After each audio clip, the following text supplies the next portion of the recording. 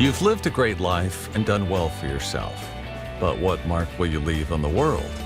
How will you inspire future generations? Stan Miller and Katie Beth Hand have helped thousands of people answer exactly those questions. If you've ever wondered, what will be my legacy? You're in the right place. Welcome to the Your Life, Your Legacy podcast. Now, here are your hosts, Stan and Katie Beth.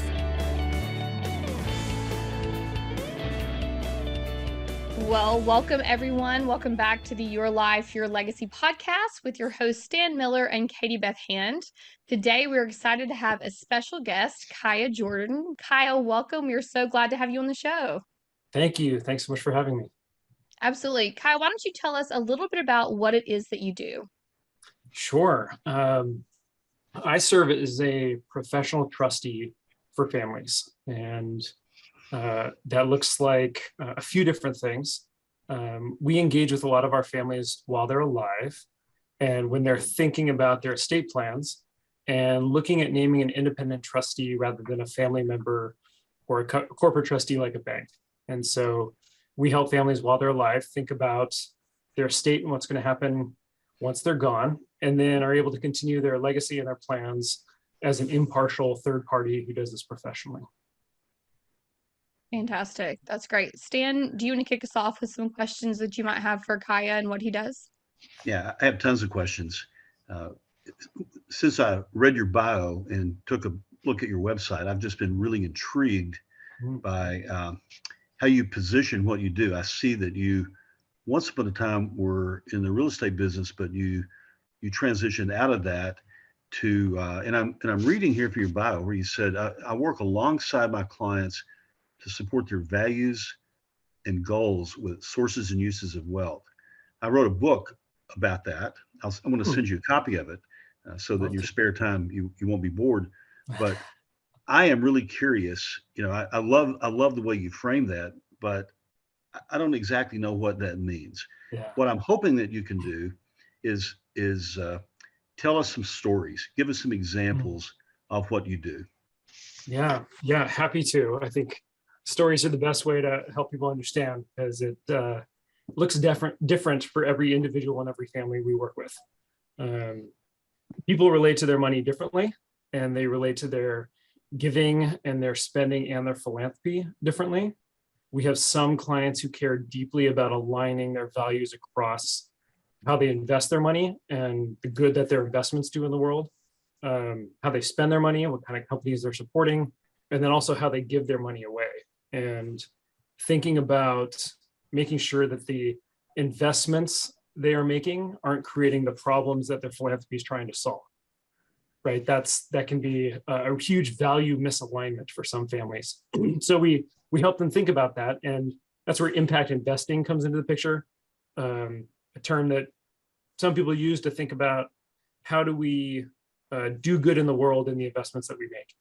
I have other clients that I'll use the word traditional in their investment perspective, get the most return out of where they put their money, and then in a very common manner, give their money away very generously as well. And don't always recognize there's a whole spectrum in between about being strategic about how you both give and invest your money. So we help clients think through that.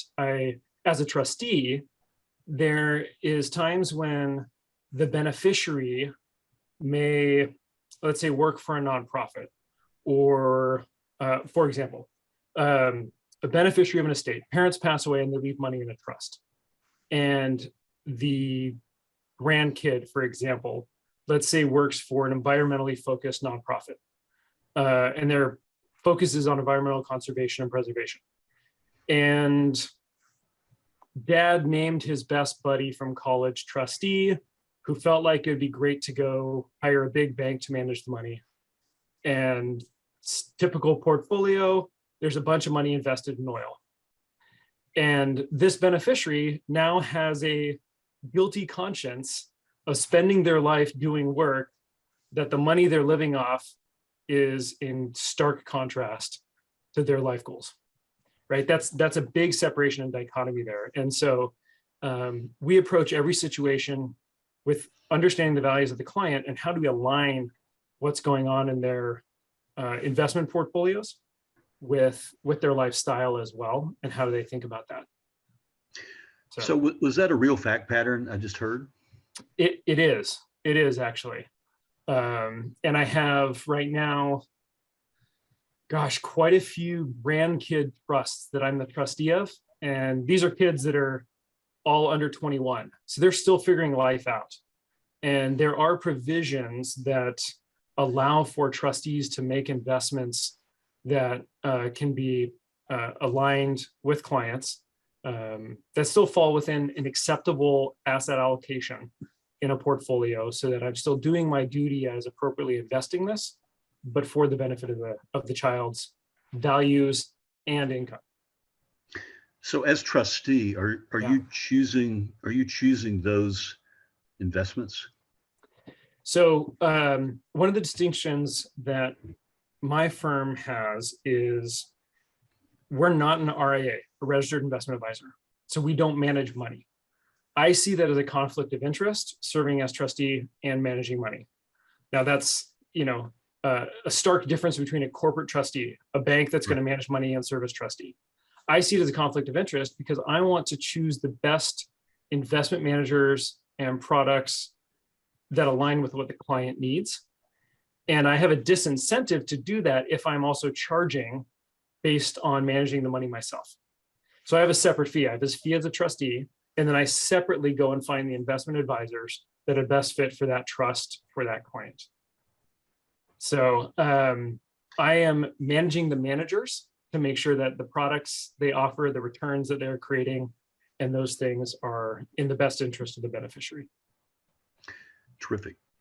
One of the questions, and I am genuinely excited to have the opportunity to ask you these questions, because you're doing some things that that are really in our wheelhouse here, and I'm really curious to hear your take on this. So one of the issues that's really near and dear to our heart is working to figure out how to get the senior generation and younger generations to interact systematically during the lifetime of the senior generation, and to build rituals and ceremonies around that, so that the kids become, the younger generations become really engaged. I'm really curious to hear what your thoughts are about that, how you go about doing that, and maybe to hear a couple of examples of where it's worked, maybe where it hasn't worked. Yeah, that's could be a whole nother podcast, right? And series of podcasts. You might see on my shelf back here, I have a couple of James E. Hughes Jr.'s books on family wealth, and he has a great approach to that. A couple examples that I deal with. When I engage a family, often the question comes up of how transparent should I be with my kids and grandkids about what they're getting, and there's always a level of comfort that we have to reach on how much they share, right? Some people just go, I don't want to complicate things by sharing all this because I'm concerned that they'll just be waiting for me to die, right? Or there's I really want them to know because I don't want them to wait around for me to die.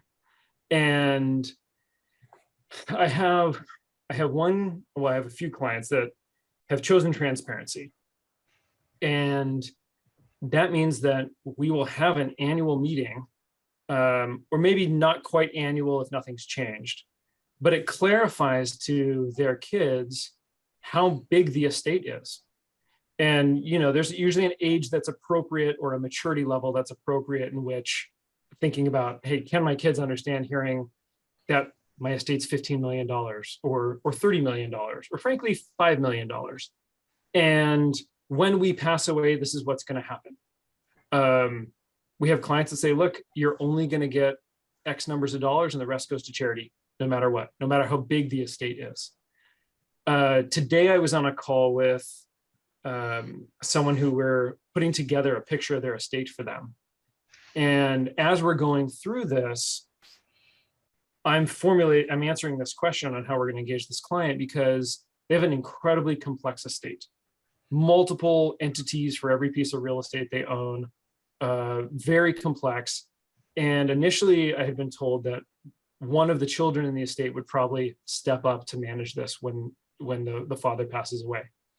And as I'm going through this, I realize there's conflicts. There's a son that works in the same industry, but he's not the one that's expected to step up and do this. And all of them have full-time jobs. And this is a very complex estate. And if they don't articulate well what's going to happen when the father passes, there could be, the family could crumble. And I'm not exaggerating. I've seen this. I've seen family members that don't talk to each other anymore because one of them was named trustee and the sibling thought they were doing it poorly when the mom passed away, and then they sued them. And I've stepped in to be the trustee for the one that was being sued after she passed away. And so there's a level of transparency that I think is necessary in most cases. I like to say that the money has to be helpful, not hurtful, and it has to be a tool, not a crutch. And if it's going to be hurtful and a crutch, then we have to figure out what level of transparency and communication is going to get through to the next generation. So what are some of the fears you hear senior generation family members articulating to you? What are they afraid of? Yeah. They're afraid of eroding the work ethic that they had by allowing next gen or grandkids in many cases to know there's money coming. I have this very specific example. One of the clients I've worked with for 16 years, early on when his kids were all, his grandkids, sorry, were all under 10 years old. He created a little LLC and gifted a little bit of real estate interest into it. And over the last 15 years, it's grown to a significant amount. He's done exchanges every time a property sells.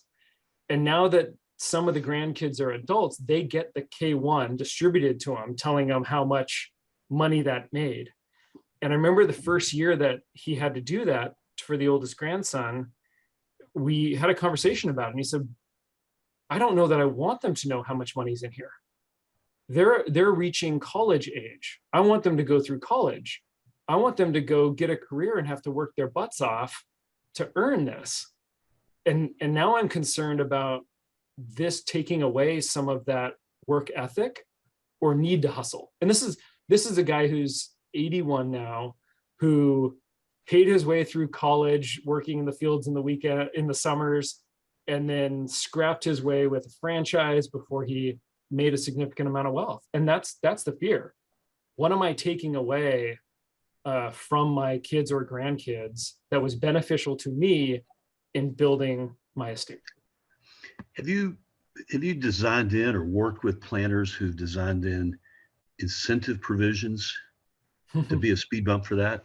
I have one particularly where the two sons are in high school.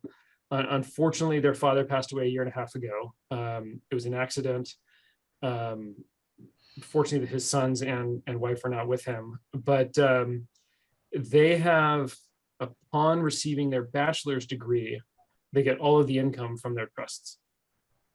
Now that sounds like an incentive, except there's so much money that they will have no incentive to work even upon getting their bachelor's degrees.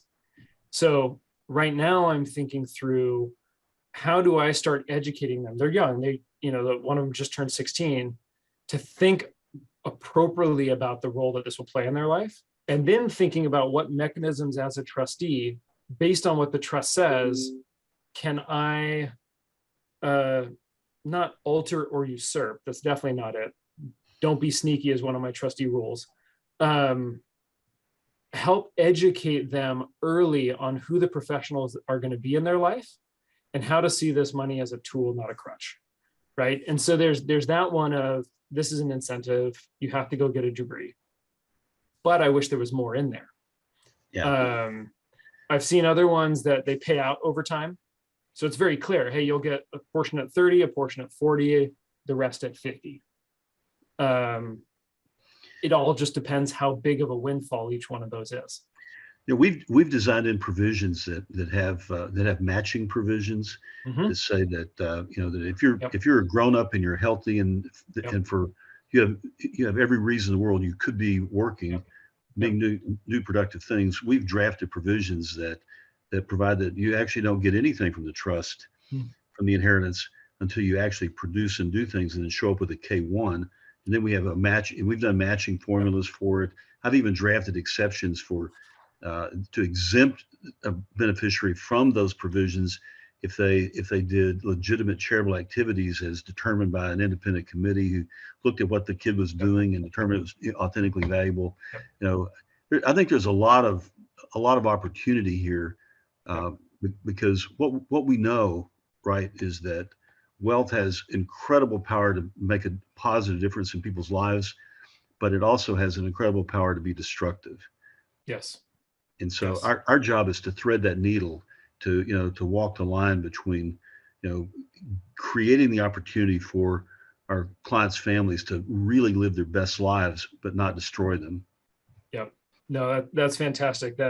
I've worked through that similar concept with another trust where it would be a bring in your W-2 and I'd match it. And I think with that particular individual, it's the right process to go. So, yeah.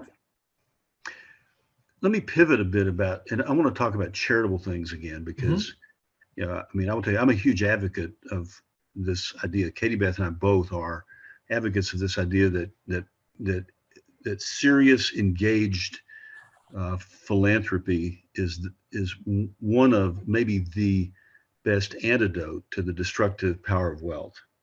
Just this idea of practicing systematic acts of generosity, and having the senior generation tee that up so that it's there for the younger generations when they come along. What I've found is that if the senior generation made the money, the second generation is not so much at risk, because they kind of remember when mom and dad didn't have a lot, right?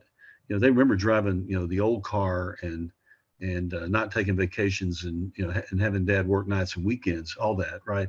It's the grandkids that are really at risk, because when the grandkids emerge into the world, when they become conscious, they realize they're wealthy, and they never really have any connection with where that wealth came from. And so we're pretty big advocates of having the senior generation develop some kind of a charitable structure, a donor advised fund, a private foundation, whatever it is.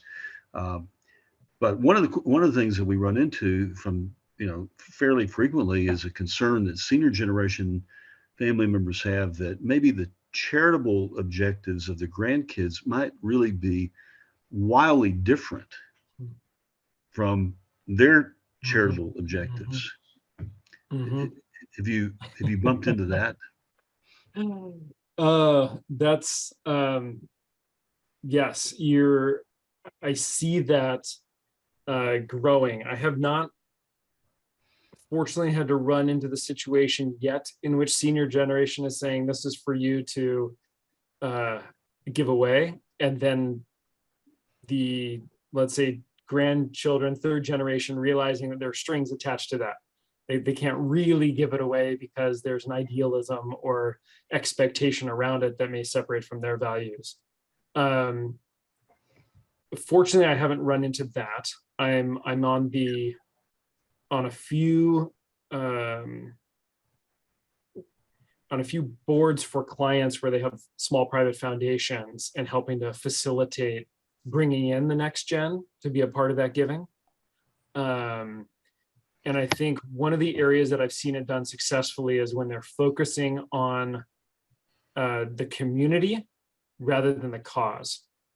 So when they've said, hey, let's focus on giving into our community where we live, not focus on this specific cause, because it allows for a little more breadth in what the interests are of each family member, but still within a region that they can see the impact of it and engage in it. And so there's been a little bit more focus on engaging in where they're giving. And maybe that's been a way to avoid some of the disparity maybe between where they want to give it, in terms of the cause. If that makes sense. Yeah, it does make sense. I'm curious, have you have you observed, and I'm trying to think how to frame this question, but one of the things that I've come to believe is that ritual and ceremony has lots of power. And so one of the things we talk to clients about is building ritual and ceremony into our family charitable meetings, so that there is a depth of emotional connection to it that gives it resonance that we hope will cause it to last for generations. And one of my projects right now is to hear about how different families have done that. I've done things, for example, like advocate that whenever we have the family meeting, we always serve the same food item, just as an example, Yeah.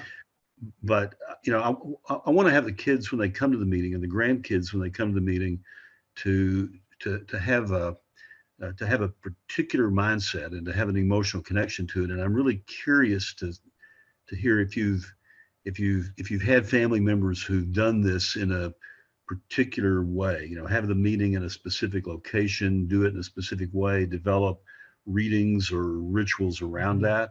Any of this resonate? I have two clients that have particularly brought in kind of some of their religious traditions, where they're in the month of December, either Jewish traditions or Christian traditions around the holidays, and thinking about what they have and their gratitude, and kind of that period of time bridging to major ceremonies, Thanksgiving and Christmas. Right. Being a time where the Thanksgiving really starts, and the Giving Tuesday, and as you move into Christmas, and thinking about the gift giving, and that is kind of a natural time in some ways to think about it. Now there's the benefit of the end of the tax year to start thinking about when to give as well. So there's a coinciding thing there, but having like a formal meeting about it as well. So I've had clients do it where they are bringing some of that tradition in. I grew up with a family that had a lot of those rituals around holidays. We had very specific meals for each thing.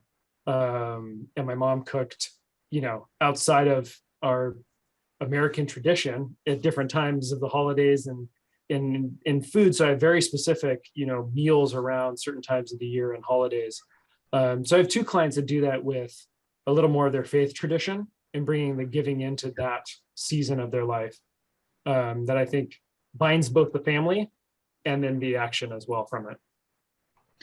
So one more question, because I know Katie Beth has some questions too. Yeah. What just in terms of legal structure, what are you finding works best or is most common in your experience? Is it a donor advised fund, a supporting org, a private foundation, public foundation?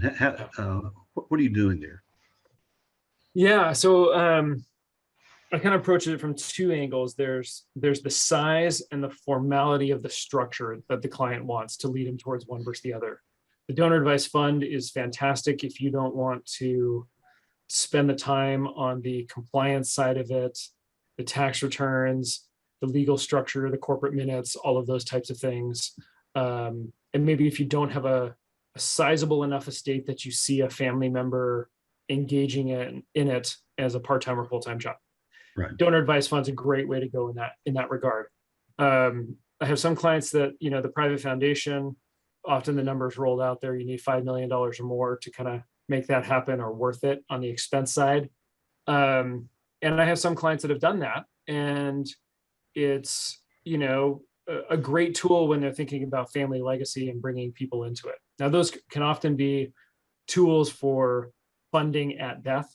So they start it small and it's a piece of the family, and then there's estate plan might pour over everything beyond the exempt estate size into that. I have a number of clients that have gone the charitable remainder trust route, and a lot of that is often prompted by a highly appreciated asset that they don't want to do another real estate 1031 exchange out of, but have income in life and then have this donation at passing. So that's been another pretty strong model. I have a lot of clients with real estate that end up in that space. And sometimes they choose to make gifts during life that they thought they would do when they were gone out of those. So I think both the size and the formality of structure. I have some clients that they have the size to do a private foundation, but donor advised fund is really the route they go because they don't want to think about the formality of it, and they don't see it as a family legacy. Sometimes they'll add their kids as the successor advisors. You can do one generation as successor advisors in a donor advised fund. I have a client who has their own donor advised fund with their children named as successor, but then their kids have already started donor advised funds that they'll also additionally fund. So it's kind of pushing it, like, rather than holding the long-term legacy themselves, they're saying, we want you, next gen, to have ownership of this without the strings attached and the freedom. Yep. Terrific. Great insights. Great insights. Katie, I know you have questions. I do. Actually, most of mine have been answered. So thank you for that, Kiah. I guess if I had to ask one more, it would be the name of your office is the Impact Family Office. So what would you say that you would like for your impact and your legacy to be? It's a great question. I think, and we discuss this as a team often and all the time, we see our impact. We operate as a B Corp, as a certified B Corp. So how we operate, the values that we have as a company, we see impact being done in the work we do every day. And then we bring a lens to the way we work with clients that I would love the legacy to be for us, that we help families think more intentionally rather than being accidental about their legacy, and that we're able to make that transition easier for them and easier for the kids. Even if it's expected when someone passes, there's a transition, and it can be rough and it can elicit a lot of emotions, and we can help shepherd that legacy into the next generation. And we can help with that value alignment and thinking about not just feeling good about what they have, but really knowing that it's going, that it's producing returns in more than just finances in their world, in their life, that it's benefiting their philanthropy, it's benefiting the kids and the grandkids in a way that's more than just wealth. You know, you have to think about wealth in multiple ways. You have to think about it as both the human capital, the social capital, the intellectual, and the financial. And so if you only focus on the financial piece of it, you'll have missed the point. And that's where I think families can go awry without it being something that's cohesive, but instead of something that's derisive in the family. That is a great answer. Is there anything else that we didn't cover, Kiah, that you would like to cover while we're here? You know, I think I would just always want to encourage families of significant means who are thinking about how things pass to really be intentional about it. In the last 3 years, I've had 3 unanticipated passings, and some that have planned well for it, and some that haven't. And it's really, you know, beneficial for those that are on the receiving side to have an estate that's been well thought through and then passed on intentionally, because it can be really hard to manage the administrative side of an estate while grieving and while mourning. And like you actually mentioned early on, Stan, is this level of transparency that prepares people to deal with what's going to happen when they're in a state of mind that they can, is really, frankly, it's really loving to do it while they're alive and prepare people earlier on, even though that's a hard conversation to have. Yep, absolutely. Yeah, absolutely. That is great advice. Well, Kiah, thank you so much for joining. For those of you who are listening, this is the Your Life, Your Legacy podcast with Stan Miller and Katie Beth Hand. And our guest today was Kiah Jordan. Kiah, thank you so much. Kiah is from the Impact Family Office, and we will have all of his information linked in the show notes. Thank you again, Kiah. Thanks so much for having me. Thanks for listening to the Your Life, Your Legacy podcast with Stan Miller and Katie Beth Hand. If you enjoyed the show, please rate, review, and subscribe on Apple Podcasts, Spotify, or wherever you get your podcasts. To find out more about Stan and Katie Beth, go to pinnaclelegacylaw.com. You can also find links in the show notes.